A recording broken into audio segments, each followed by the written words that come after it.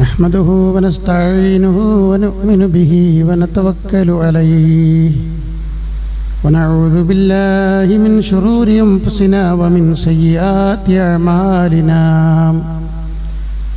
من يهده الله فلا مضل له ومن يضلل فلا هادي له أشهد أن لا إله إلا الله وحده لا شريك له وأشهد أن محمدًا عبده ورسوله أرسله بالهدى ودين الحق ليظهره على الدين كله ولو كره المشركون أما بعد فإن خير الكلام كلام الله وخير الهدي هدي محمد صلى الله عليه وسلم وشر الأمور محدثاتها وكل محدثة بدعة وكل بدعة ضلالة اللهم صل على محمد وعلى آل محمد كما صليت على إبراهيم وعلى آل إبراهيم وبارك على محمد وعلى آل محمد كما باركت على إبراهيم وعلى آل إبراهيم إنك حميد مجيد. أيها الإخوان أوصيكم عباد الله أولا بتقوى الله. أعوذ بالله من الشيطان الرجيم. بسم الله الرحمن الرحيم. يا أيها الذين آمنوا اتقوا الله حق تقاته ولا تموتن إلا وأنتم مسلمون. يا أيها الذين آمنوا اتقوا الله ولتنظر نفس ما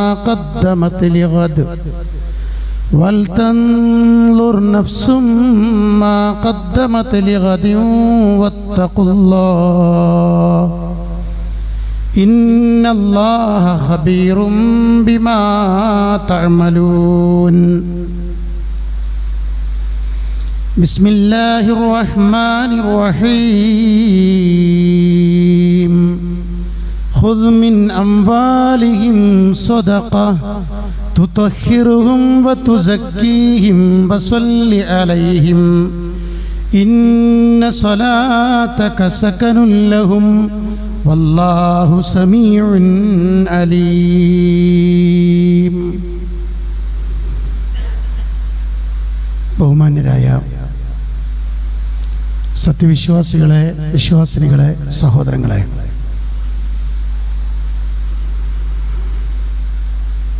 അളവറ്റ ദയാപരനും കരുണാവാരിധിയുമായ നമ്മുടെയും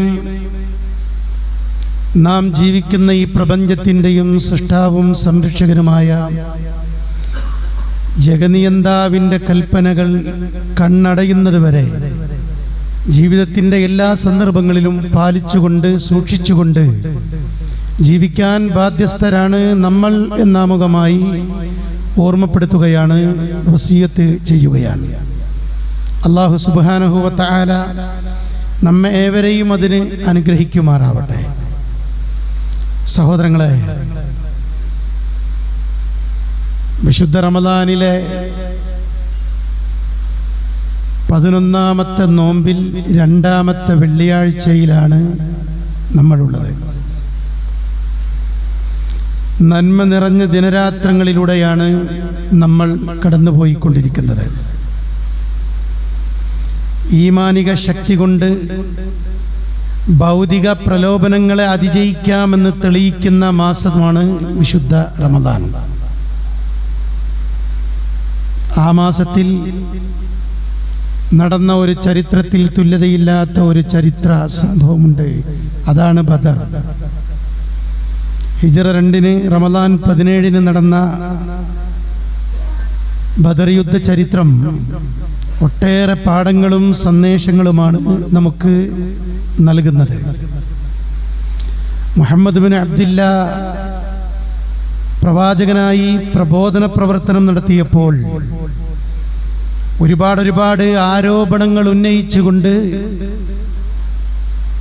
ആ സത്യത്തിൻ്റെ വിളക്കിനെ ഊതിക്കെടുത്താനാകുമോ എന്നാണ് ശത്രുക്കൾ വളരെ ശക്തമായി പ്രതിരോധം തീർത്തുകൊണ്ട് ഇറങ്ങിത്തിരിച്ചത്. എന്നാൽ സത്യപ്രബോധനം തടസ്സപ്പെടുത്തി എന്ന് മാത്രമല്ല, പ്രവാചകനെയും സഹാബത്തിനെയും മർദ്ദിക്കുകയും ബഹിഷ്കരിക്കുകയും ചെയ്തുകൊണ്ടുകൂടി അവർ മക്കയിൽ പല രീതികളും കർശനമാക്കി. നമുക്കറിയാവുന്ന പോലെ അള്ളാഹുവിൻ്റെ റസൂലിൻ്റെ കഴുത്തിൽ നമസ്കരിക്കുമ്പോൾ സുജൂദിൽ പോയപ്പോൾ ചീഞ്ഞളിഞ്ഞ ഒട്ടകത്തിൻ്റെ കുടൽമാല കൊണ്ടുവന്ന് അവഹേളിച്ചുവെന്ന് മാത്രമല്ല, പ്രവാചകനിൽ വിശ്വസിച്ച യാസിർ, അമ്മാർ, സുമയ്യ, ഖബ്ബാബ് തുടങ്ങിയ റളിയല്ലാഹു അൻഹും മഹാന്മാരായ വിശ്വാസികളായ ആളുകളെ, പ്രിയപ്പെട്ടവരെ, അവർ രക്തസാക്ഷികളാകുന്ന അവസ്ഥ വരെ നമ്മൾ കാണുകയുണ്ടായി. ബിലാൽ റളിയല്ലാഹു അൻഹുവിനെ മാത്രമല്ല, മഹാനായ അബൂബക്കർ സിദ്ദീഖ് റളിയല്ലാഹു അൻഹുവിനെയും അവർ മർദ്ദിച്ച് അവശനാക്കി എന്നത് നമുക്ക് കാണാൻ കഴിയുന്നു. ഇങ്ങനെയൊക്കെ ഉണ്ടായപ്പോഴാണ് മദീനയിലേക്ക് പലായനം ചെയ്ത് അള്ളാഹുവിൻ്റെ റസൂലും സഹാബത്തും ഒരു സമാധാനത്തിൻ്റെ വഴി അവലംബിച്ചത്. ആ മദീനയിലും അവരെ വെറുതെ വിട്ടില്ല. പ്രിയപ്പെട്ടവരെ, അങ്ങനെ ചില അനിവാര്യമായ കാരണങ്ങൾ ബദർ യുദ്ധത്തിൻ്റെ ചരിത്ര കാരണം പരിശോധിക്കുമ്പോൾ നമുക്ക് കാണാൻ പറ്റും. ഇവിടെ രണ്ട് കക്ഷികളാണ് നമ്മുടെ മുമ്പിലുള്ളത്. ഒന്ന്, ആയിരക്കണക്കിന് മല്ലന്മാർ ഉൾക്കൊള്ളുന്ന എല്ലാ യുദ്ധതന്ത്രങ്ങളും പരിചയങ്ങളുമുള്ള ആയുധങ്ങളും വാഹനങ്ങളുമുള്ള സർവസജ്ജരായ ആയിരക്കണക്കിന് വരുന്ന ശത്രു സംഘം. മറുപക്ഷത്ത് നോക്കിയാൽ കാണുന്നത് അള്ളാഹുവിന്റെ റസൂലടക്കമുള്ള 313 മാത്രം വരുന്ന, ആകെ തെരഞ്ഞു പിടിച്ച് എല്ലാവരെയും സജ്ജരാക്കിയിട്ടും വരുന്ന എണ്ണം 313 മാത്രമായിരുന്നു. അവരാവട്ടെ ഭൗതികമായ ഒരു ശക്തിയുമില്ല. അവർക്കുള്ള ആകെ ബലം എന്ന് പറയുന്നത് ഈമാനിന്റെയും ഭക്തിയുടെയും ബലവും ശക്തിയും മാത്രമാണ്. പ്രിയപ്പെട്ടവരെ, ഈ രണ്ട് കക്ഷികൾ രണ്ട് ഭാഗത്ത് സജ്ജരായി നിൽക്കുകയാണ്. രണ്ടു കൂട്ടരുടെയും പ്രാർത്ഥന ചരിത്രത്തിൽ നമുക്ക് വായിക്കാൻ കഴിയുന്നു. ആരോടാണ് രണ്ടു വിഭാഗവും പ്രാർത്ഥിക്കുന്നത്? അള്ളാഹുവിനോട് തന്നെയാണ്. ഒരു ഭാഗത്തെ പ്രാർത്ഥന ആയിരക്കണക്കിന് വരുന്ന അബൂജഹൽ ഉൾപ്പെടെയുള്ളവരുടെ പ്രാർത്ഥനയാണ്.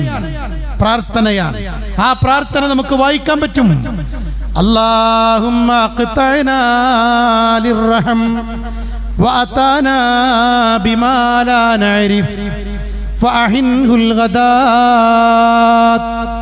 അല്ലാഹുവേ, ആരാണ് ഈ നാട്ടിൽ പുതിയ പ്രശ്നമുണ്ടാക്കി പുത്തനാശയവുമായി വന്നുകൊണ്ട് കുടുംബബന്ധം തകർക്കാൻ ശ്രമിച്ചവൻ ആരാണെന്ന് റബ്ബേ നിനക്കറിയാം. വഅതാനാ ബിമാ ലാ നഅരിഫ്, ഞങ്ങൾക്ക് പരിചയമില്ലാത്ത ഒരു പുതിയ ആദർശവുമായി വന്ന് കുഴപ്പമുണ്ടാക്കിയത് ഈ നാട്ടിൽ ആരാണെന്ന് റബ്ബേ നിനക്കറിയാം. ഫഅഹിൻഹുൽ ഗദാത്, നാളെ പുലരുമ്പോഴേക്കിനും അവന്റെ കഥ കഴിക്കണേ. അള്ളാന്റെ റസൂലിനെതിരെ അബൂജഹലിന്റെ കൂട്ടരുടെയും പ്രാർത്ഥനയാണ്. ഇനി മറുകക്ഷികളായ വിശ്വാസികളുടെ പ്രാർത്ഥന, അള്ളാന്റെ റസൂലിന്റെ കരഞ്ഞു കലങ്ങിയ കണ്ണുമായി ആകാശത്തേക്ക് കൈകൾ ഉയർത്തിക്കൊണ്ട് അഷ്റഫുൽ ഖൽഖായ അന്ത്യപ്രവാചകനായ പ്രിയപ്പെട്ട നമ്മുടെ നബിയുടെ പ്രാർത്ഥന ദീർഘനേരം നീണ്ടു നിൽക്കുകയാണ്. എന്താ പ്രാർത്ഥിച്ചത്? അല്ലാഹുമ്മ ഇൻ തുഗ്ലിക ഹാദിൽ ഇസാബ, അല്ലാഹുവേ, ഈ കൊച്ചു സംഘമെങ്ങാനും ഈ ബദർ രണാങ്കണത്തിൽ വെച്ച് ഇന്നിവിടെ കൊല്ലപ്പെട്ടാൽ, നശിപ്പിക്കപ്പെട്ടാൽ, കുട്ടികൾ അനാഥരാകുന്നോ, ഭാര്യമാര് വിധവകളാകുന്നോ എന്നുള്ളതല്ല പ്രശ്നം. റബ്ബേ അവരൊക്കെ മിൻ അഹ്ലിൽ ഇസ്ലാം, ഇസ്ലാമിന്റെ കുടുംബങ്ങളിൽപ്പെട്ടവരാണ്, മുസ്ലിങ്ങളായ കുടുംബങ്ങളുടെ കുടുംബനാഥന്മാരാണ് ഈ അണിനിരക്കുന്ന 313 പേരും. അതുകൊണ്ട് ലാ തുഅബദു ഫിൽ അർളി അബദാ, പിന്നെ നിന്നെ മാത്രം ആരാധിക്കാൻ, നിന്റെ ദീന് പ്രബോധനം ചെയ്യാൻ ഇവർ നശിപ്പിക്കപ്പെട്ടാൽ വേറെ ആളുണ്ടാവുകയില്ല. അതുകൊണ്ട് സഹായിക്കണേ. അള്ളാന്റെ റസൂലിന്റെ കണ്ണീരിൽ കുതിർന്ന പ്രാർത്ഥന. ഇപ്പൊ 2 പ്രാർത്ഥന അള്ളഹാനോടാണ്. 2 പ്രാർത്ഥനന്റെ തുടക്കത്തിലെ അല്ലാഹുമ്മ, അല്ലാഹുവേ എന്ന് തുടങ്ങിക്കൊണ്ടാണ് പ്രാർത്ഥന തുടങ്ങുന്നത്. ഒന്ന് അബൂജഹലിന്റേതും അല്ലാഹുവിനോടാണ്, അള്ളാന്റെ റസൂലിന്റെതും അല്ലാഹുവിനോടാണ്. പിന്നെന്തിനാ അവർ തമ്മിൽ ഏറ്റുമുട്ടുന്നു? പിന്നെന്താ പ്രശ്നം? പ്രിയപ്പെട്ടവരെ, പ്രതിസന്ധികൾ അവസാനിച്ചാൽ, അവരുടെ ഏറ്റവും വലിയ പ്രശ്നങ്ങൾ അവസാനിച്ചാൽ, അല്ലാഹു അല്ലാത്ത മരിച്ചുപോയ മഹാത്മാക്കളുടെ പേരിൽ ഒരുപാട് നല്ല മഹത്തുക്കളെ അവർക്ക് ഓർത്തെടുക്കാനുണ്ട്. മക്കൾക്കാർക്ക് അവർക്ക് സുപരിചിതമാണ്. ഹജ്ജിന് വരുന്നവർക്ക് അവർ പണ്ട് വെള്ളം കൊടുത്തിരുന്നു. പക്ഷേ അവർ മരണപ്പെട്ടു പോയി. അവരുടെ പേരിലൊക്കെ വിഗ്രഹങ്ങൾ ഉണ്ടാക്കിയിട്ടുണ്ട്. മരണപ്പെട്ടു പോയ അവരുടെ പേരിൽ ഉണ്ടാക്കി വെച്ചതും അല്ലാത്തതുമായ ആളുകളുടെ പേരെടുത്തുകൊണ്ടും അല്ലാതെയും അവർ അല്ലാഹു അല്ലാത്തവരോട് അവരെ വിളിച്ച് പ്രാർത്ഥിക്കുകയാണ്. അപ്പൊ അല്ലാഹു അല്ലാത്തവരെ വിളിച്ച് പ്രാർത്ഥിക്കുന്നു ചില സമയത്ത്. എന്നാ പ്രതിസന്ധി വരുമ്പോൾ അള്ളാഹിനോടും പറയും. ഇതാണ് അബൂജഹലിന്റെയും കൂട്ടരുടെയും പ്രാർത്ഥനയുടെ പ്രത്യേകത. അതുകൊണ്ട് അള്ളാഹിനോട് മാത്രമായിരിക്കണം പ്രാർത്ഥന എന്നുള്ളതാണ് ഇസ്ലാമിന്റെ കണിശമായ ആദർശം, തൗഹീദ് എന്ന് പറയുന്നത്. ആ സംരക്ഷണത്തിനാണ് അള്ളാഹിന്റെ റസൂല് അവരോട് പടനയിക്കുന്നത്. അള്ളാഹിന്റെ റസൂലിന്റെ കണ്ണീരിൽ കുതിർന്ന പ്രാർത്ഥന കണ്ട മഹാനായ പ്രിയപ്പെട്ട അനുചരൻ അബൂബക്കർ സിദ്ദീഖ് റളിയല്ലാഹു അൻഹു റസൂലുള്ളാഹിയുടെ അടുക്കലേക്ക് വന്നുകൊണ്ട് ആശ്വസിപ്പിച്ചുകൊണ്ട്, നബിയെ കഴുത്താഴ്ത്തിയിടൂ, അള്ളാഹു പ്രാർത്ഥന കേൾക്കും, താങ്കളൊന്ന് ആശ്വസിക്കൂ എന്ന് പറഞ്ഞുകൊണ്ട് അള്ളാഹിന്റെ റസൂലിനെ പ്രിയപ്പെട്ട അനുചരൻ അബൂബക്കർ സിദ്ദീഖ് റളിയല്ലാഹു അൻഹു ആശ്വസിപ്പിക്കുകയാണ്. ചരിത്രത്തിൽ നമുക്ക് വായിക്കാൻ പറ്റും ആശ്വസിപ്പിക്കുന്ന രംഗം. എന്നിട്ട് അള്ളാഹു സഹായിക്കാമെന്ന് ഏൽക്കാൻ.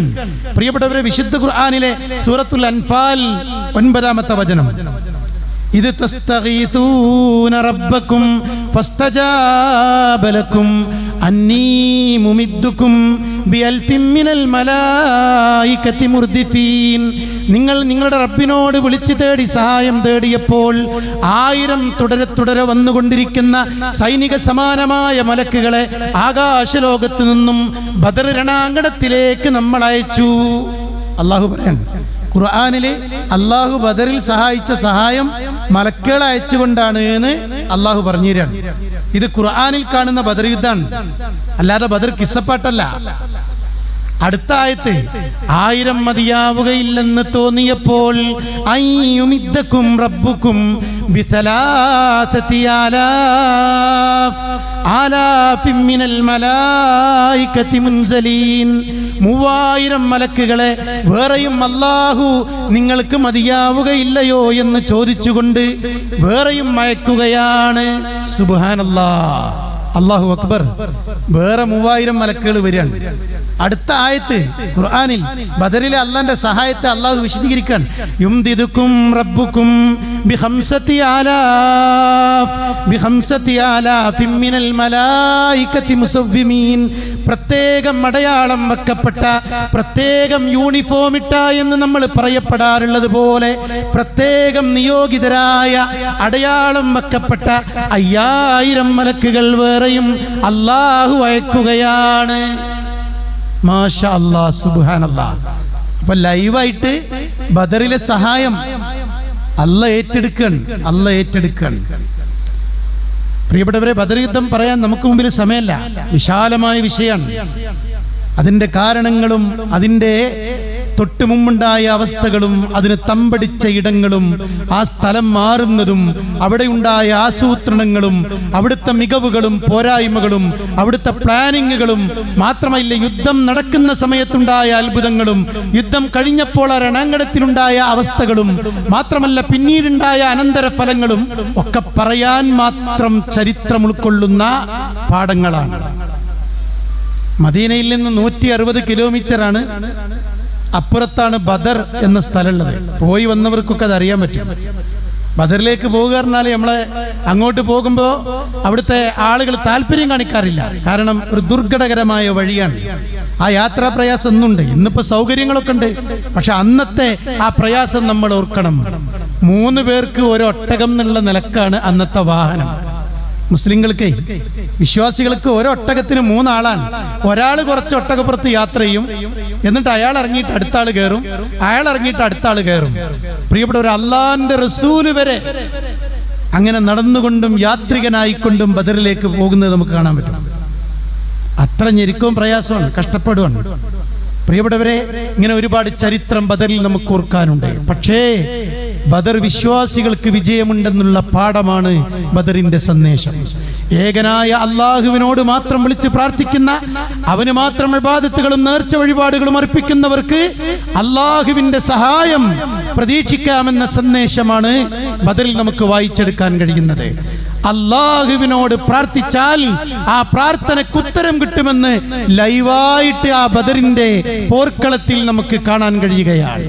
ഇതൊക്കെ ബദറിന്റെ ചില ഗുണപാഠങ്ങൾ മാത്രമാണ്. കൂടുതൽ വായിക്കുക, ഖുർആനിലൂടെ, പ്രവാചക വചനങ്ങളിലൂടെ ആ ചരിത്രം നമ്മൾ ഓർക്കണം. പ്രിയപ്പെട്ടവരെ, ആരാധനാലയങ്ങൾ തകർക്കപ്പെടുന്ന കാലം,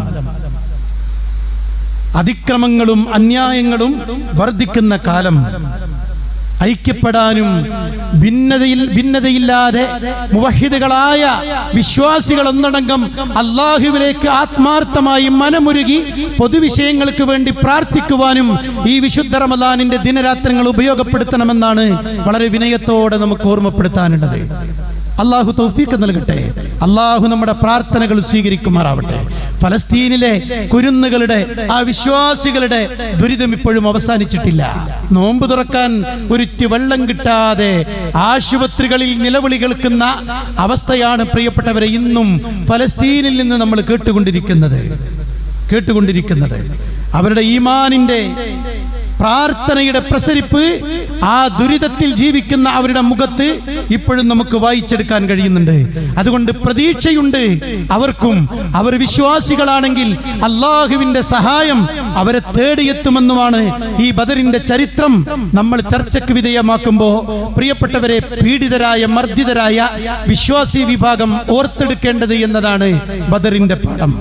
ഞാൻ ആ ചരിത്രം സമയം കുറവ് കൊണ്ട് അത്രമാത്രം പറഞ്ഞ് ചുരുക്കുകയാണ്.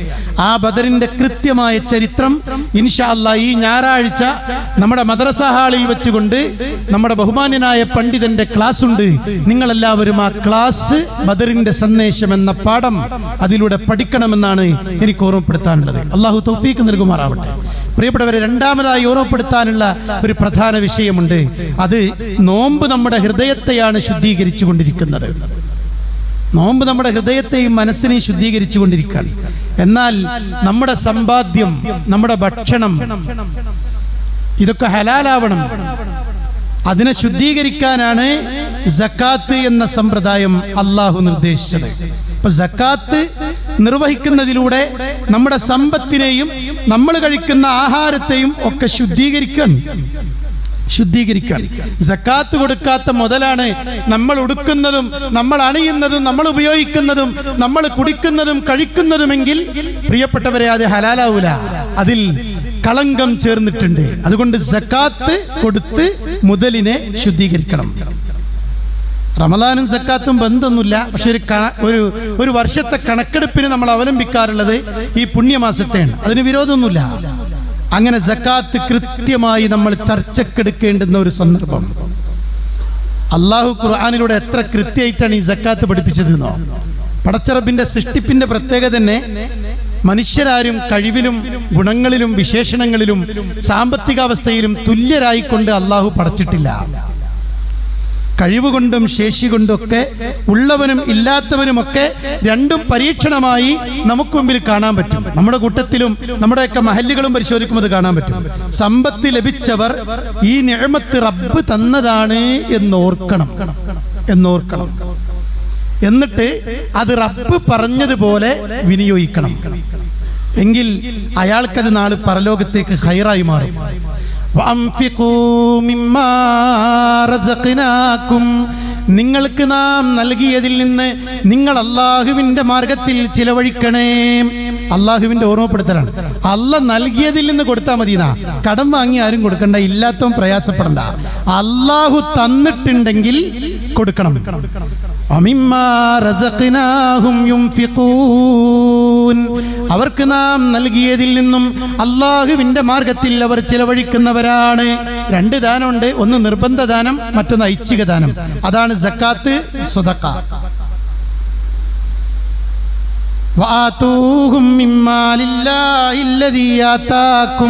അള്ളാഹു നിങ്ങളുടെ ഏൽപ്പിച്ച, നിങ്ങളുടെ കയ്യിൽ ഏൽപ്പിച്ച, നിങ്ങളെ തന്നേൽപ്പിച്ച, നിങ്ങളെ ചുമതലപ്പെടുത്തിയ സമ്പത്തിൽ നിന്നും നിങ്ങൾ അള്ളാഹു പറഞ്ഞ വഴിക്ക് ചെലവഴിക്കണേ. അടുത്ത ആയത്ത്. എത്ര ആയത്തുകളാണ്? وَأَنْفِقُوا مِمَّا جَعَلَكُمْ مُسْتَخْلَفِينَ فِيهِ, നിങ്ങളെ പ്രതിനിധികളാക്കി അള്ളാഹു നിശ്ചയിച്ച് നിങ്ങൾ അനുഭവിച്ചു കൊണ്ടിരിക്കുന്ന, നിങ്ങളുടെ പേരിലുള്ള, നിങ്ങളുടെ മാത്രം ഉടമസ്ഥതയിലുള്ള, നിങ്ങളുടെ ഖിലാഫത്തിലുള്ള, നിങ്ങൾ ഖലീഫയായി കൊണ്ടുള്ള സമ്പത്തില്ലേ, അതിൽ നിന്ന് ചെലവഴിക്കുക. മുസ്തഖ്ലഫീന ഫീ, മാഷാ അല്ലാഹ്. വല്ലിപ്പാന്റെ സ്വത്താണ് ബാപ്പാക്ക് കിട്ടിയത്.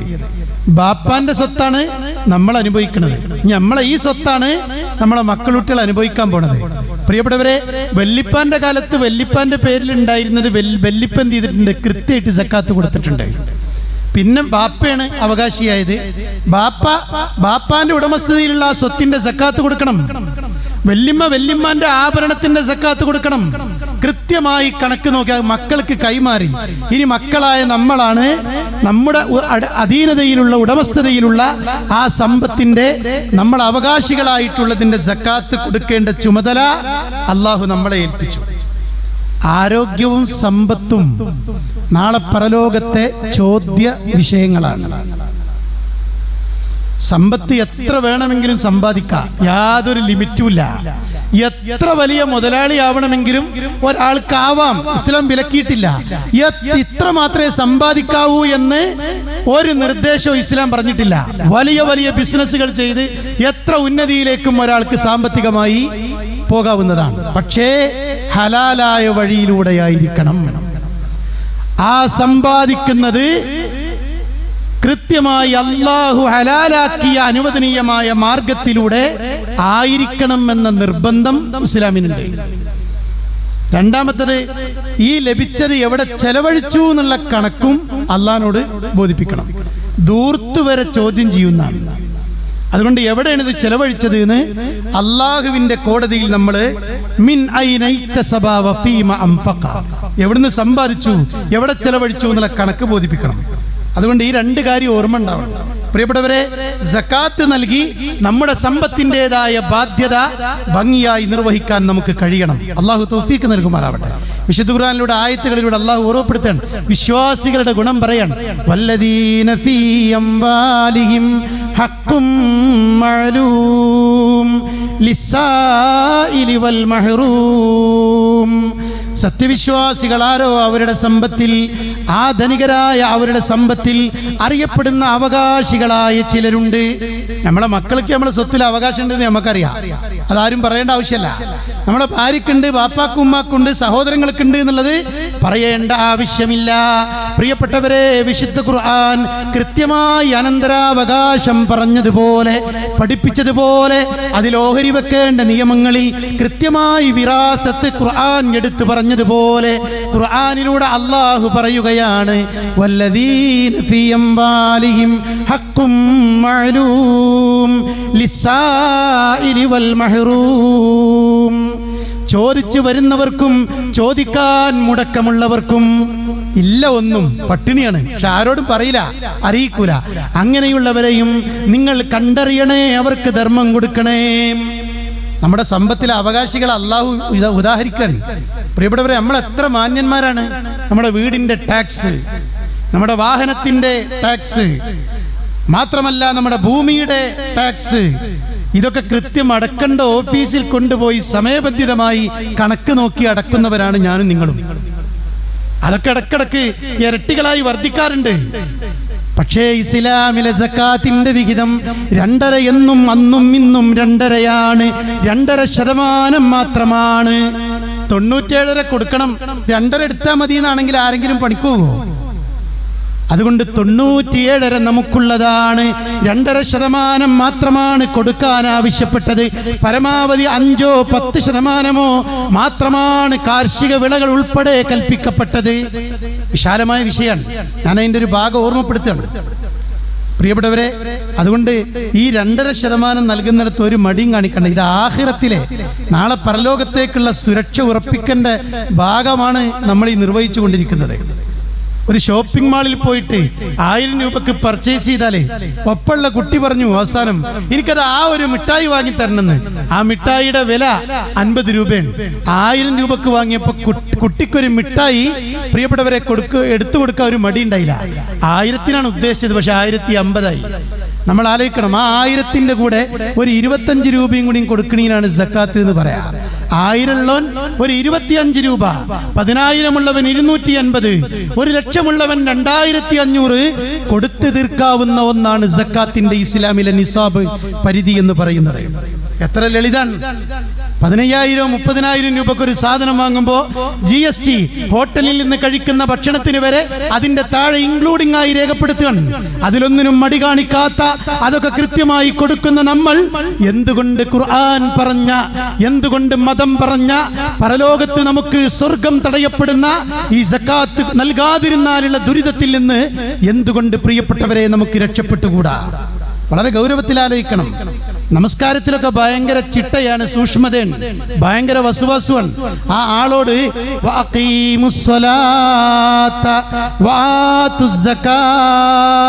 നമസ്കാരവും നോമ്പും ഒന്നിച്ചുകൊണ്ടാണ് ഖുർആൻ ധാരാളം സ്ഥലങ്ങളിൽ ചേർത്ത് പറഞ്ഞത്. നമസ്കരിക്കണേ, നമസ്കാരം നിലനിർത്തണേ, സക്കാത്ത് കൊടുത്തു തീർക്കണേ. ഒന്നുണ്ട് ഒന്നില്ല എന്ന് പറയാൻ പറ്റൂല. അതുകൊണ്ട് നമസ്കാരം ഖുർആൻ ഒന്നിച്ചു പറഞ്ഞു.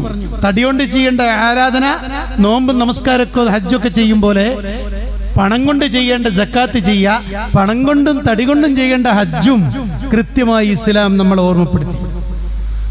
അബൂബക്കർ റളിയല്ലാഹു അൻഹു പറയുന്നുണ്ട്, വല്ലാഹി ലൗ ഖാതിലന്ന മൻ ഫറഖ ബൈന സ്വലാത്തി വസ്സകാ, ആരെങ്കിലും സക്കാത്തിനും നമസ്കാരത്തിനും ഇടയിൽ വേർതിരിവ് കാണിച്ചാൽ ഞാൻ അവരോട് ഇസ്ലാമിന്റെ സൈന്യത്തെ അയച്ചുകൊണ്ട് പടനയിക്കുമെന്ന് ഖലീഫ അബൂബക്കർ സിദ്ദീഖ് റളിയല്ലാഹു അൻഹു പറയുന്നുണ്ട്. സുബൈക്ക് പള്ളിയിൽ വന്ന ആളുകളോട് ഇസ്ലാമിന്റെ സൈന്യത്തെ ഉപയോഗിച്ച് പടനയിക്കുമെന്ന് പറഞ്ഞത് അവർ സക്കാത്ത് കൊടുക്കുന്നതിൽ മടിയന്മാരായതുകൊണ്ടാണ് എന്നാണ് പ്രിയപ്പെട്ടവരെ നമ്മൾ മനസ്സിലാക്കുന്നത്. അതുകൊണ്ട് സക്കാത്ത് നൽകാത്ത സമ്പത്ത് നാളെ പരലോകത്ത് സ്വർഗത്തിലേക്ക് പോകുന്നയാളെ തടഞ്ഞു നിർത്തും എന്നാണ്. അള്ളാഹു കാത്ത് രക്ഷിക്കട്ടെ. ഖുർആനിലെ ചില ആയത്തുകൾ കാണുമ്പോൾ വളരെ ഭയാനകതയുണ്ട്. യൗമയുഹ്മാ അലൈഹാ ഫീ നാരി ജഹന്നം, നാളെ നരകത്തിൽ വെച്ചുകൊണ്ട് അവരുടെ മേൽ നരകത്തീ അവരുടെ മേൽ ചുട്ട് പഴിപ്പിക്കപ്പെടും, പൊള്ളിക്കുന്നതാണ്. ഫതുക്വാ ബിഹാ ജിബാഹുഹും വളുഹൂറുഹും വജുനൂബുഹും, അവരുടെ പുറംഭാഗവും അവരുടെ പാർശ്വഭാഗങ്ങളും അവരുടെ നെറ്റിത്തടങ്ങളും നരകത്തിലെത്തി അട്ടിയാക്കിക്കൊണ്ട് പഴിപ്പിക്കപ്പെടും. തുക്കുവ എന്ന് പറഞ്ഞാൽ ചൂട് വെക്കപ്പെടുന്നതാണ്. ഇസ്തിരിപ്പെട്ടിക്ക് അയൺ ബോക്സിന് പറയുന്ന വാക്ക് മിക്കുവാത്ത് എന്നാണ് അറബി ഭാഷയിൽ. അത് ഈ പദത്തിൽ നിന്നുണ്ടായതാണ്. അവരുടെ ശരീരത്തിൽ ചൂട് വെക്കപ്പെടും. എങ്ങനെയാണ് ഈ തീയിനെ നിങ്ങൾക്ക് അകറ്റി നിർത്താൻ കഴിയുന്നത്? എങ്ങനെയാണ് നിങ്ങൾക്ക് മാറി നിൽക്കാൻ കഴിയുന്നത്? ഇത് നിങ്ങൾക്ക് വേണ്ടി സമ്പാദിച്ചതാണ്, നിങ്ങൾ നിധിയാക്കി വെച്ച സ്വർണവും വെള്ളിയാണിത് എന്ന് പറയുന്നതാണ്.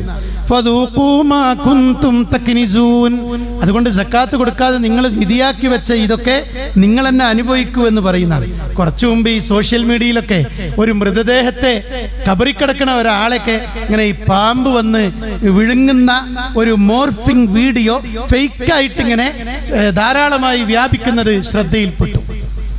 എന്ന് പറഞ്ഞാൽ അദാബുണ്ട്, അല്ലെങ്കിൽ ഇങ്ങനെയൊക്കെ ശിക്ഷ ഉണ്ട് എന്ന് ബോധ്യപ്പെടുത്താണ്. അതൊരു ഫേക്ക് വാർത്തയായിട്ടാണ് നമ്മൾ മനസ്സിലാക്കുന്നത്. മാത്രമല്ല അത് ഒരു മോർഫിംഗ് ചിത്രങ്ങളായിട്ടാണ് നമുക്ക് ബോധ്യമാകുന്നത്.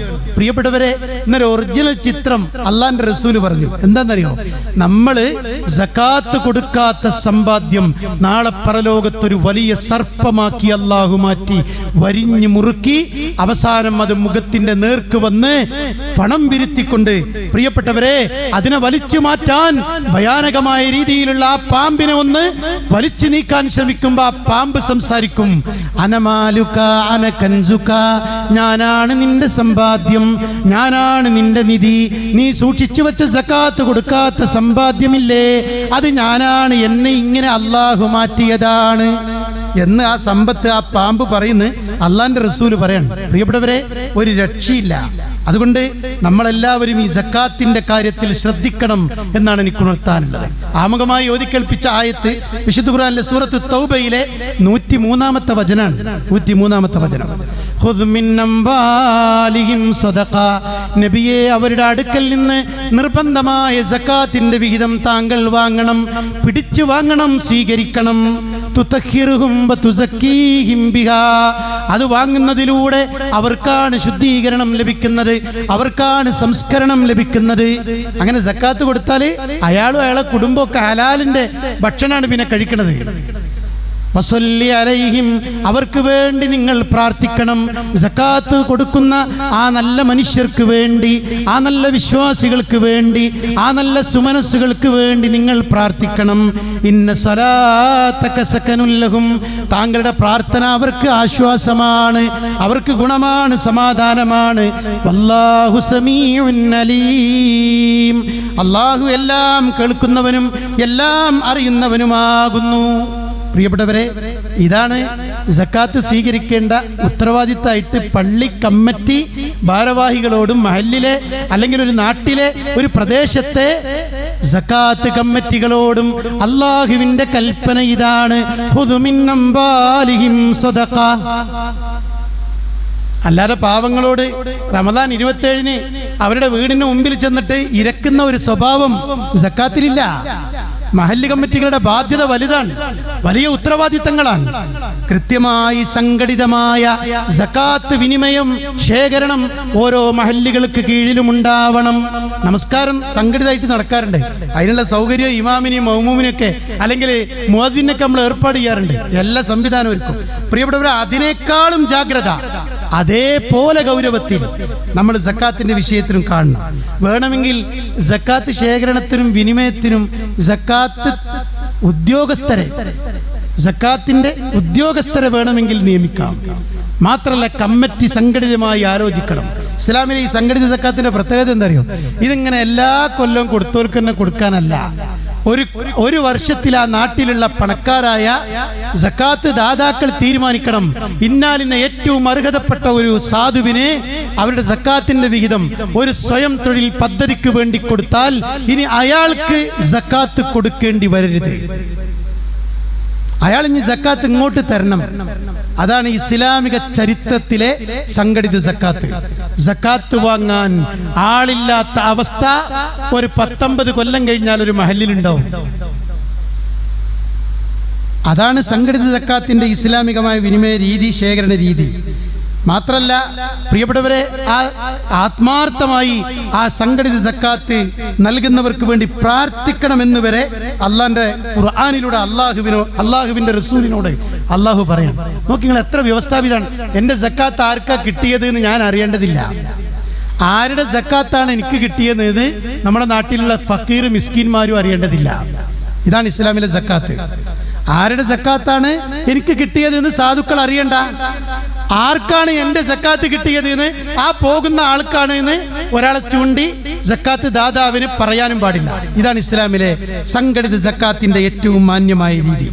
അൽഹംദുലില്ലാഹ്, നമ്മുടെ അലനല്ലൂർ ടൗൺ സലഫി ജുമാ മസ്ജിദിന്റെ കീഴിൽ വ്യവസ്ഥാപിതമായി, വളരെ ആസൂത്രിതമായി, ആലോചനകൾക്ക് ശേഷം വർഷങ്ങളായി സംഘടിതമായ രീതിയിൽ സക്കാത്ത് ശേഖരണവും വിനിമയവും നടന്നുകൊണ്ടിരിക്കുന്നുണ്ട്. അതിൻ്റെ ബുക്കിലെറ്റ് നിങ്ങൾക്ക് വായിക്കാൻ കിട്ടും. ഒരു പുസ്തകത്തിൽ തന്നെ അതിൻ്റെ പ്രാധാന്യവും അതിൻ്റെ രീതികളും അതിൽ സഹകരിച്ചവരും അത് വിനിമയം ചെയ്തതും അതിൻ്റെ വരവ് ചെലവ് കണക്കുകളും കൃത്യമായി ഓഡിറ്റ് ചെയ്തുകൊണ്ട് കൃത്യമായി വ്യവസ്ഥാപിതമായി വളരെ സൂക്ഷ്മതയോടെ സുതാര്യമായി കൈകാര്യം ചെയ്യുന്ന ഒരു അവസ്ഥ നമ്മുടെ മഹല്ലിലുണ്ട്. ഈ ജുമയും നിസ്കാരവും നടക്കുന്നത് മാത്രമല്ല, അതിനേക്കാളും ഗൗരവത്തിലാണ് ആ വ്യവസ്ഥാപിതമായി ആ പദ്ധതി നടക്കുന്നത്. ലക്ഷങ്ങളാണ് അതിലേക്ക് നല്ല മനസ്സുള്ള, പരലോക ഭക്തിയുള്ള, പേടിയുള്ള വിശ്വാസികൾ നൽകിക്കൊണ്ടിരിക്കുന്നത്. അതുകൊണ്ട് പ്രിയപ്പെട്ടവരെ, ഈ റമദാനിലും നിങ്ങളുടെ ഈ വർഷത്തെ സക്കാത്ത് ആ സംഘടിത സക്കാത്തിലേക്ക് നൽകി എല്ലാവരും സഹകരിക്കണം എന്ന് ഓർമ്മപ്പെടുത്തുകയാണ്. അതാണ് ഇസ്ലാമിന്റെ സക്കാത്തിന്റെ രീതി എന്ന് പ്രിയപ്പെട്ടവരെ ഉണർത്തുകയാണ്. അല്ലാതെ നമ്മൾ നേരിട്ട് ചില്ലിക്കാശികൾ നൽകുന്ന സമ്പ്രദായം ഇസ്ലാമിലെ സക്കാത്തല്ല. ഒരുപാട് പ്രതാപമുള്ള, പ്രൗഢിയുള്ള, നല്ല തലയെടുപ്പുള്ള, നല്ല വരുമാനങ്ങളുള്ള പള്ളി മഹല്ലുകൾ മുസ്ലിം കേന്ദ്രങ്ങളിൽ ഉണ്ടായിട്ടും അവിടെയൊന്നും ഈ സംഘടിത സക്കാത്ത് നടക്കാതിരിക്കുമ്പോൾ അവിടുത്തെ ഉത്തരവാദിത്തപ്പെട്ട പണ്ഡിതന്മാർ യാതൊരു തർക്കമല്ല, യാതൊരു സംശയമല്ല, അതിന് മറുപടി പറയേണ്ടി വരും. അതുകൊണ്ട് സംഘടിതമായ സക്കാത്ത് മഹല്ലുകൾക്ക് കീഴിൽ ഉണ്ടാവണം. നമ്മുടെ ആ മഹല്ലിലെ സംഘടിത സക്കാത്ത് വിനിമയത്തോട്, സംഘടിത സക്കാത്ത് ശേഖരത്തിലേക്ക് നിങ്ങളുടെ എല്ലാവരുടെയും വിഹിതം നൽകിക്കൊണ്ട് ഇൻഷാ അല്ലാഹ് ആ പുണ്യകർമ്മത്തിൽ ഭാഗവാക്കാൻ ശ്രമിക്കുക. അല്ലാഹു സുബ്ഹാനഹു വ തആല നമ്മേവരെയും തൗഫീഖ് നൽകി അനുഗ്രഹിക്കുമാറാവട്ടെ. അൽഹംദുലില്ലാഹ് വസ്സലാത്തു വസ്സലാമു അലാ അഷ്റഫിൽ മുർസലീൻ വഅലാ ആലിഹി വസഹ്ബിഹി അജ്മഈൻ. അമ്മാ ബഅദ്. ബഹുമാന്യരായ സത്യവിശ്വാസികളെ, വിശ്വാസിനികളെ, ഒരിക്കൽ കൂടി റബ്ബിൻ്റെ കൽപ്പനകളെ ജീവിതാന്ത്യം വരെ പാലിച്ചുകൊണ്ട് സൂക്ഷിച്ചുകൊണ്ട് ജീവിക്കണമേ എന്ന് ഓർമ്മപ്പെടുത്തുകയാണ്, ഉണർത്തുകയാണ്. അള്ളാഹു നമ്മേവരെയും അതിന് തൗഫീഖ് നൽകി അനുഗ്രഹിക്കുമാറാവട്ടെ. പ്രിയപ്പെട്ടവരെ, റമദാനിൻ്റെ വിലപ്പെട്ട ദിനരാത്രങ്ങളാണ് നമ്മളിൽ നിന്ന് വിട പറഞ്ഞുകൊണ്ടിരിക്കുന്നത്. അവസരങ്ങൾ ആലിപ്പഴം പോലെ പെട്ടെന്ന് തീരും. ഈ റമദാനിൽ ഇപ്പോൾ നമ്മളെല്ലാവരും ആരോഗ്യത്തോടെ, ഒരു പ്രയാസമില്ലാതെ നാട്ടിൽ വളരെ സമാധാനപരമായി ജീവിച്ചുകൊണ്ടിരിക്കുകയാണ്. നമ്മൾ ആലോചിക്കേണ്ടത്, പല സഹോദരങ്ങളും ആശുപത്രികളിലും മറ്റും അഡ്മിറ്റ് ചെയ്ത് ദുരിതങ്ങളും വേദനകളും സഹിച്ച് കഴിഞ്ഞുകൂടിക്കൊണ്ടിരിക്കുന്നുണ്ട്. അവർക്കൊക്കെ അള്ളാഹു ശമനം നൽകുമാറാവട്ടെ. നമ്മൾ വളരെ സുരക്ഷിതരായി നോമ്പെടുക്കാൻ നാട്ടിൽ, വീട്ടിൽ, പള്ളികളിൽ ഹാജരായി നമുക്ക് സാധിച്ചു കൊണ്ടിരിക്കുന്നു. അൽഹംദുലില്ലാഹ്. പ്രിയപ്പെട്ടവരെ, നമ്മൾ ആലോചിക്കേണ്ടത് 11 നോമ്പുകളിലൂടെ, 11 തറാവീഹ് നമസ്കരിച്ചതിലൂടെ നമ്മൾ എവിടെ എത്തി എന്നാണ് ഞാനും നിങ്ങളും ആലോചിക്കേണ്ടത്. എന്ത് നേടി പിന്നിട്ട റമദാനിൻ്റെ ദിനരാത്രങ്ങളിലെന്ന് ഞാനും നിങ്ങളും ആത്മാർത്ഥമായി പരിശോധിക്കണം. ആ പരിശോധനയിൽ നിന്നാണ് കൂടുതൽ ഉന്മേഷത്തോടെ റമദാനിൻ്റെ ഇനിയുള്ള ദിനരാത്രങ്ങളെ ഉപയോഗപ്പെടുത്താനുള്ള ഒരു തീരുമാനവുമായി നമുക്ക് മുന്നോട്ട് പോകാൻ പറ്റണം. വിശുദ്ധ ഖുർആനിൻ്റെ അവതരണ മാസത്തിലാണ് ഞാനും നിങ്ങളും ഉള്ളത്. റമദാൻ പറഞ്ഞെടുത്ത് എന്തുകൊണ്ട് റമദാൻ മാസം ഈ നോമ്പിനെ അള്ളാഹു തെരഞ്ഞെടുത്തുവെന്നതിന് ഷഹ്റു റമദാനല്ലദീ ഉൻസില ഫീഹിൽ ഖുർആൻ ഹുദൽ ലിന്നാസി വബയ്യിനാത്തിൻ മിനൽ ഹുദാ വൽ ഫുർഖാൻ. അല്ലാഹു പറയാൻ, ഷഹ്റു റമദാനല്ലദീ ഉൻസില ഫീഹിൽ ഖുർആൻ, ഖുർആൻ അവതരിപ്പിക്കപ്പെട്ട മാസമാകുന്നു വിശുദ്ധ റമദാൻ. അപ്പൊ ഖുർആൻ അവതരിപ്പിക്കപ്പെട്ട മാസം, അതുകൊണ്ട് റമദാൻ പോരിശയുള്ളതായി. ഖുർആൻ അവതരിച്ച രാത്രി 1000 മാസങ്ങളെക്കാൾ അനുഗ്രഹീതമായി. പ്രിയപ്പെട്ടവരെ, ഖുർആൻ അവതരിപ്പിക്കാൻ അല്ലാഹു ഏൽപ്പിച്ച മലക്ക് ജിബ്രീൽ മഹത്വമുള്ളവനായി, അല്ലാഹുവിന്റെ റസൂൽ അഷ്റഫുൽ ഖൽഖായി, ഒക്കെ ഖുർആനാണ് ടച്ച്. അപ്പോൾ ഈ ഖുർആനിന്റെ മഹത്വം പ്രിയപ്പെട്ടവരെ റമദാനിനേക്കാളും ലൈലത്തുൽ ഖദറിനേക്കാളുമാണ്. സുബ്ഹാനല്ലാഹ്, കേട്ടില്ലെല്ലാരും? റമദാനിനേക്കാളും ലൈലത്തുൽ ഖദറിനേക്കാളും മഹത്വം ഖുർആനുണ്ട്. അത് ഇറങ്ങിയതിന് ഇത്ര മഹത്വം ഉണ്ടെങ്കിൽ ആ ഖുർആനിന്റെ മഹത്വം എത്രയാണ്? ആ ഖുർആൻ ഓതേണ്ട മാസമാണ് റമദാൻ. മരിച്ചു മടങ്ങുന്ന ലോകം വരാണ്ട് നമ്മളൊരു തിരിച്ചുപോക്കേ, മടക്കമില്ലാത്ത ഒരു യാത്ര. ആ ലോകത്ത് മക്കളില്ല, നമ്മുടെ സമ്പാദ്യങ്ങളില്ല, നമ്മുടെ ഊരും പേരുമില്ല, നമ്മുടെ യാതൊരു പ്രതാപങ്ങളും പ്രൗഢിയും കൂടെ വരാനില്ല. പ്രിയപ്പെട്ടവരെ, വെറും കയ്യോടെ ഉടുതുണി പോലുമില്ലാത്ത ഒരു ലോകത്തേക്ക് നമുക്ക് യാത്ര പോകേണ്ടതുണ്ട്. ആ ലോകത്തെ നമ്മൾ ഓതിയ ഖുർആൻ നമുക്ക് ആശ്വാസത്തിനുണ്ടാവും. അതുകൊണ്ട് സമ്പത്തും പദവിയൊന്നും ഉപകരിക്കാത്ത ലോകത്ത് ഖബറിൽ കൂട്ടിന് വരുന്നത് ഖുർആനാണ്. വമാ ഇമാമുക, നിന്റെ ഇമാം ഏതാണ്? ഇമാം ഖുർആനി, എൻ്റെ ഇമാം ഖുർആനാണ്. മാത്രല്ല മഹ്ശറിൽ മണ്ണും തട്ടി ഖബറിന്റെ കുഴിമാടങ്ങളിൽ നിന്ന് നമ്മൾ എഴുന്നേറ്റ് അള്ളാന്റെ മഹ്ശറിക്ക് പോകുമ്പോൾ, വിചാരണക്ക് പോകുമ്പോൾ പിന്നിൽ നിന്നൊരാൾ തട്ടിക്കൊട്ടിക്കൊണ്ട് നമ്മളെ വിളിക്കുകയാണ്. തിരിഞ്ഞു നോക്കുമ്പോൾ ഒരു കൂട്ടുകാരനാണ്. മാരിഫ്, എനിക്ക് മനസ്സിലായില്ല നിങ്ങൾ ആരാണ്? മാരിഫ്, എനിക്ക് മനസ്സിലായില്ല നിങ്ങൾ ആരാണ്? എന്നെ വിളിച്ചുണർത്തിയത്, എന്നോട് ഇങ്ങനെ ബന്ധം പറയാൻ വന്ന നിങ്ങൾ ആരാണ്? അപ്പൊ ഈ ഖുർആൻ പറയാണ്, അന സാഹിബുക്കൽ ഖുർആൻ അല്ലദീ അസ്ഹർത ലൈലക്, നിന്റെ രാത്രി ഉറക്കം നഷ്ടപ്പെടുത്തിക്കൊണ്ട് നീ ഉരുവിട്ട ഖുർആനില്ലേ, ആ ഖുർആനാണ് ഞാൻ. ഒരു കൂട്ടുകാരനായി അല്ലാഹു പറഞ്ഞയച്ചതാണ്. മഹ്ശറിക്ക് പോകുമ്പോൾ വരാനുള്ള കൂട്ടുകാരൻ നമ്മൾ ഓതിയ ഖുർആനാണ്. ഷഫാഅത്ത് നടത്താൻ നേതാക്കളില്ലാത്ത, ഒരു പ്രഗൽഭരുമില്ലാത്ത, ഒരു പ്രതീക്ഷയും ആരും വെച്ച് പുലർത്തേണ്ടതില്ല, ആരുമില്ലാത്ത ലോകത്ത് നമുക്ക് വേണ്ടി റെക്കമെൻഡ് നടത്താൻ വരുന്നത് നമ്മൾ ഓതിയ ഖുർആനാണ്, നമ്മൾ അനുഷ്ഠിച്ച നോമ്പാണ്. സുബ്ഹാനല്ലാഹ്. അതുകൊണ്ട് നോമ്പ് വെൽക്കും ഖുർആൻ ഓതും ചെയ്യുന്നതിനുള്ള സന്തോഷം എത്രയുണ്ട്. സ്വർഗത്തിൽ ദറജ ഉയർന്നുയർന്നു പോകുന്നത്, സ്വർഗത്തിന്റെ ലിഫ്റ്റുകൾ ഓരോന്നും മുകളിലേക്ക് മുകളിലേക്ക് ഉയർന്നുയർന്നു പോകുന്നത്. ഇഖ്റ വർത്തഖി, ഇഖ്റ വർത്തഖി, ഓതുക കയറുക, ഓതുക കയറുക. ഓതുന്ന അത്ര ഇങ്ങനെ മുകളിലേക്ക് സ്വർഗത്തിന്റെ ഉന്നതമായ ദറജകളിലേക്ക് ഇങ്ങനെ കയറി പോകുന്നതാണ്. എവിടെയാണോ അയാൾ ഓതി അവസാനിപ്പിച്ചതിന്റെ ഒടുക്കമെങ്കിൽ അവിടെയായിരിക്കും അയാളുടെ സ്ഥാനം. എത്ര ഓതിയോ അത്ര മോളിക്ക് പോകുന്നതാണ്. അള്ളാഹു ആ ഭാഗ്യവാന്മാരിൽ നമ്മെ ഉൾപ്പെടുത്തുമാറാവട്ടെ. അതുകൊണ്ട് പ്രിയപ്പെട്ടവരെ, ഖുർആൻ ആത്മബന്ധം പുലർത്തേണ്ട ദിനരാത്രങ്ങളാണ് നമ്മളിൽ നിന്ന് തീർന്നുകൊണ്ടിരിക്കുന്നത്, നമുക്ക് മുമ്പിൽ വിലപ്പെട്ട നിമിഷങ്ങളായിട്ടുള്ളത് എന്ന് നമ്മൾ ഓർക്കണം. പിന്നെ ഈ മാർച്ച് 22 UN അംഗീകരിച്ച ലോക ജലദിനത്തിന്റെ ദിവസമാണെന്ന്. ലോക ജലദിനം അത് ചർച്ചക്കെടുക്കുന്ന സമയോ വെള്ളത്തിന് വലിയ ദുരിതവും പ്രയാസമുള്ള സമയമാണ്. പ്രിയപ്പെട്ടവരെ, നേർക്കുനേരെ ഓരോ ഗ്രാമപ്രദേശങ്ങളും പരിശോധിക്കുമ്പോൾ നമുക്ക് ബോധ്യവും. അതുകൊണ്ട് ബോധവൽക്കരണമാണ് ഇതിൽ ചെയ്യാനുള്ളത്. ഒന്ന്, ഇസ്ലാം ഈ വിഷയത്തിലേറെ ഇടപെട്ട മതമാണ്. ഇസ്ലാം ചർച്ച ചെയ്യാത്ത വിഷയം ഏതാണ്? ദൈവിക മതമായതുകൊണ്ടുള്ള പ്രത്യേകതയാണ്. മുസ്ലിം ജനത അവരുടെ ജനനം മുതൽ മരണപ്പെട്ടാലുള്ള മയ്യത്ത് കുളി വരെ, പിന്നെ ഒളു ആരാധനകൾക്കൊക്കെ ചെറിയ ശുദ്ധി വലിയ ശുദ്ധിയിൽ നിന്ന് ശുദ്ധിയാകാൻ വരെ കുളിയും ഒളുവൊക്കെ കൃത്യമായി നിശ്ചയിച്ച് പഠിപ്പിച്ച മതം വെള്ളത്തിനേറെ പ്രാധാന്യം നൽകി. അതുകൊണ്ട് പ്രിയപ്പെട്ടവരെ, ഒന്ന് നമുക്ക് പറയാനുള്ളത് ജലസഹകരണമാണ്.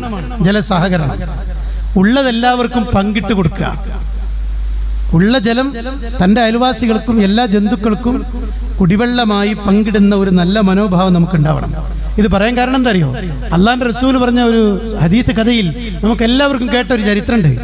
നായ്ക്ക് വെള്ളം കൊടുത്തതിൻ്റെ പേരിൽ വൃത്തികേട് ചെയ്ത ഒരു മനുഷ്യന്റെ ആ പ്രവർത്തനം കൊണ്ട് സ്വർഗം കിട്ടി എന്നാണ്. നിസ്സാരമായി കാണരുത്. അള്ളാന്റെ റസൂൽ പറഞ്ഞ ഹദീസ് കഥയാണ്. മാത്രമല്ല, പല ആളുകളും, അറബികൾ വരെ, പല പ്രദേശത്തുള്ള ആളുകളും കിണറിന്റെ സ്കീം നാട്ടുകളിൽ നടപ്പാക്കാറുണ്ട്. എന്നിട്ട് ആ കിണറിന്റെ പ്രൊജക്ടിന്റെ പേര് അതിന്റെ പുറത്ത് എഴുതി വെക്കാറില്ല. എന്താ അറിയോ? ഖൈറു സ്വദഖ സുഖിൽ മാ, ഏറ്റവും നല്ല ദാനധർമ്മം എന്ന് പറയുന്നത് വെള്ളം കുടിപ്പിക്കലാണ് എന്നാണ്. കുടിവെള്ളം കൊടുക്കലാണ്. വെള്ളം കുടിക്കാൻ ആളുകൾക്ക് സൗകര്യം ചെയ്യലാണ് ഏറ്റവും വലിയ ധർമ്മം എന്നാണ്.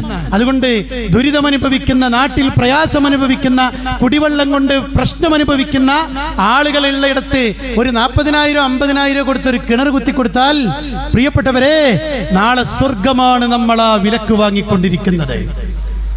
ഒരിക്കൽ അള്ളാന്റെ റസൂല് റൂമ കിണർ വിലക്ക് വാങ്ങി ദാനധർമ്മം ചെയ്ത ചരിത്രം നമുക്കൊക്കെ ഓർമ്മയിലുണ്ട്. അതുകൊണ്ട് കുടിവെള്ളത്തിന് വളരെ പ്രാധാന്യം കൊടുത്ത മതം. രണ്ടാമത് നമ്മൾ ജലസാഗരനാണ് ഒന്ന്. രണ്ടാമത്തത് ഓർമ്മപ്പെടുത്താനുള്ളത്, ധൂർത്തും അമിതവ്യയവും പാടില്ല.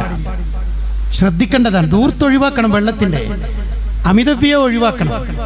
എത്രത്തോളം എന്ന് പറഞ്ഞാല്, അള്ളാന്റെ റസൂൽ സഅദ് റളിയല്ലാഹു അൻഹുവിനെ ഒളു എടുക്കണേ കാണുന്നുണ്ട്.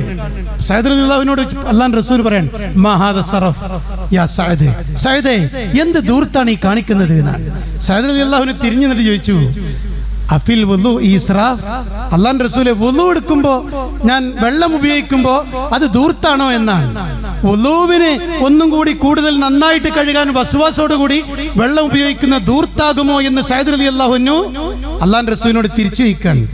അള്ളാഹുവിന്റെ റസൂൽ പറഞ്ഞു, നഅം, അതെ, മതിയായ മിതമായ വുളുവിനാവശ്യമായ വെള്ളം മാത്രമേ ഉപയോഗിക്കാവൂ സഅദേ.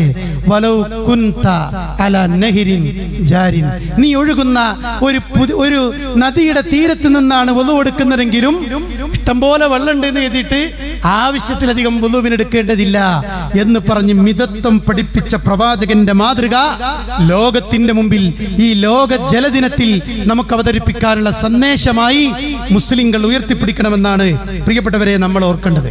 ഇങ്ങനെ ഒന്നുണ്ടാക്കിയ കുളിച്ചക്ക വെള്ളം ഈ പറഞ്ഞ വല്ല തൈകളുടെയും തെങ്ങിൻ ചെടികളുടെയൊക്കെ താഴേക്ക് തിരിച്ചു വിട്ടുകൊണ്ട് അവയെ കൂടി ജീവിപ്പിക്കുമ്പോൾ പ്രിയപ്പെട്ടവരെ നമ്മുടെ ഈ രംഗത്തുള്ള ഉത്തരവാദിത്വം നിർവഹിച്ചു എന്ന് നമുക്ക് ആശ്വസിക്കാനാകും. അതുകൊണ്ട് ആത്മാർത്ഥമായി അത്തരം കാര്യങ്ങളിൽ നമ്മൾ ജാഗ്രത പുലർത്തുക. അള്ളാഹു തൗഫീഖ് നൽകുമാറാവട്ടെ. ആത്മാർത്ഥമായി നമ്മുടെ പ്രാർത്ഥനകളിൽ മഴയ്ക്ക് വേണ്ടി പരിഹാരം തേടി പ്രിയപ്പെട്ടവരെ നമ്മൾ പ്രാർത്ഥനകളിൽ ഉൾക്കൊള്ളിക്കുക. അള്ളാഹു നമ്മുടെ മേൽ അവന്റെ അനുഗ്രഹീതമായ മഴ വർഷിപ്പിച്ചു തരുമാറാവട്ടെ. സഹോദരങ്ങളെ, കഴിഞ്ഞ ഖുത്ബകളിൽ ഓർമ്മപ്പെടുത്തിയതുപോലെ നമ്മുടെ പള്ളിയുടെ കുറച്ച് നവീകരണ പ്രവർത്തനങ്ങൾ ആരംഭിച്ചിട്ടുണ്ട്.